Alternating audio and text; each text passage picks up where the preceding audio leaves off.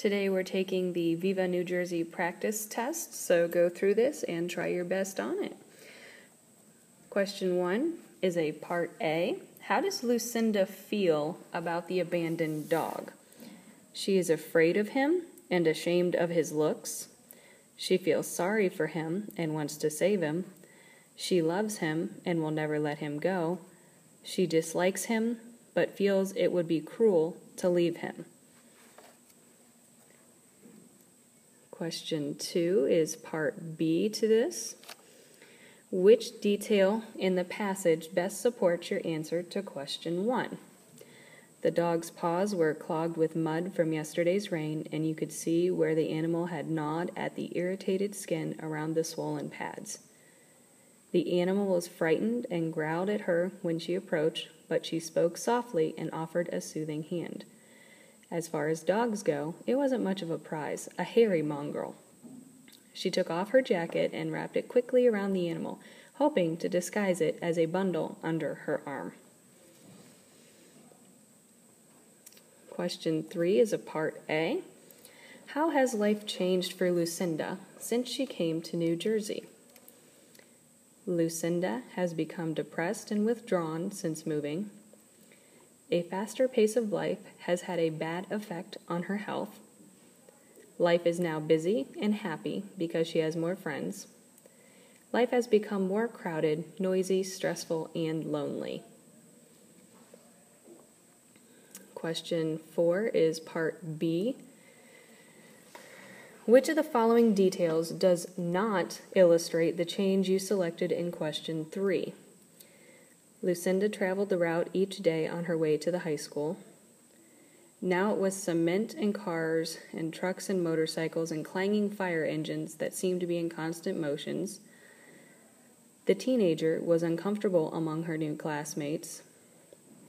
These American girls wore heavy makeup to school, dressed in jeans and high heels, and talked about rock singers and TV stars that she knew nothing of. Question 5 is a part A. Which of the following best describes the narrator or storyteller of Viva, New Jersey? Someone outside the story who knows what all the characters think and feel. Someone outside the story who knows what Lucinda does, thinks, and feels. A minor character in the story who has a limited knowledge of others. The main character in the story who reports her own thoughts and feelings. And question 6 is a part B to that last question. Which detail from the story supports your question in which detail from the story supports your choice in question 5? The dog's paws were clogged with mud from yesterday's rain. The teenager, tall and slight of build, with long dark hair that reached down her spine, was uncomfortable among her new classmates. The animal was frightened and growled at her when she approached. The animal instantly shook its hair free and ran in circles atop her blanket. Question 7 is a part A. Which phrase best defines the mammoth as it is used in this sentence? Most of the community was housed in mammoth apartment buildings that seemed to reach to the clouds. So again, which phrase best describes the mammoth as used in that sentence? Is it very large, old and shabby, costing a lot, dark and scary?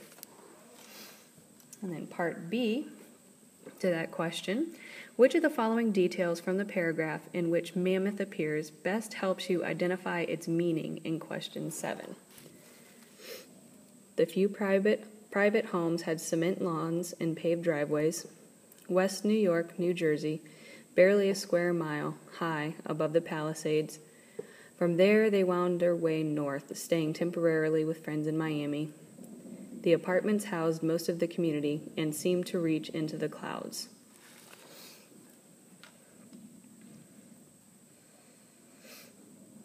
Question 9 is part A. Read this sentence from the story. What is the meaning of panoramic as it is used in this sentence? The short walk saddened her, despite its panoramic vista of bridges and skyscrapers. for the river reminded her of the perilous journey 6 months earlier.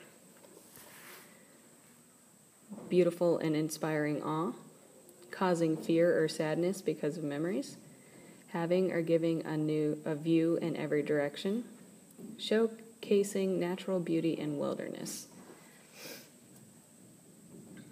Part B. To that question, which of the following details you learned from the story gives the best clue to the meaning of panoramic in question 9? This is the route Lucinda travels each day on her way to high school along the New Jersey side of the river. Her family spent 2 freezing nights adrift in the ocean, uncertain of their destination. Lucinda is saddened because she is reminded of the perilous journey 6 months earlier. The location is high above the cliffs overlooking the Hudson River and the majestic New York skyline.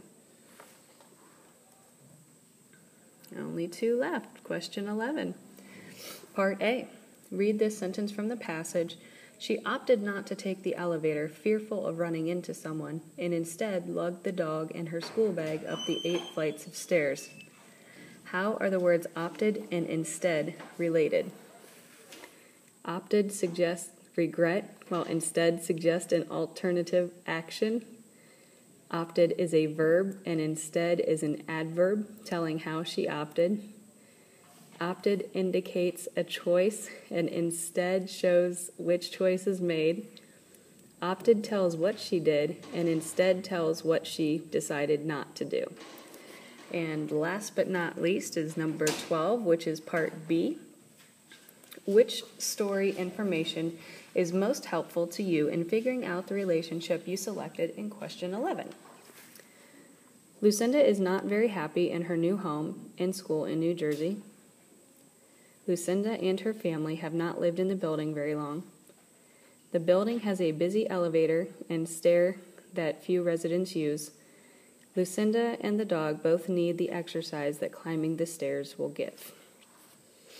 After you are done with the test, down at the bottom, you will see a blue submit button, and you will click the submit, and it will be sent to me, and it will get graded.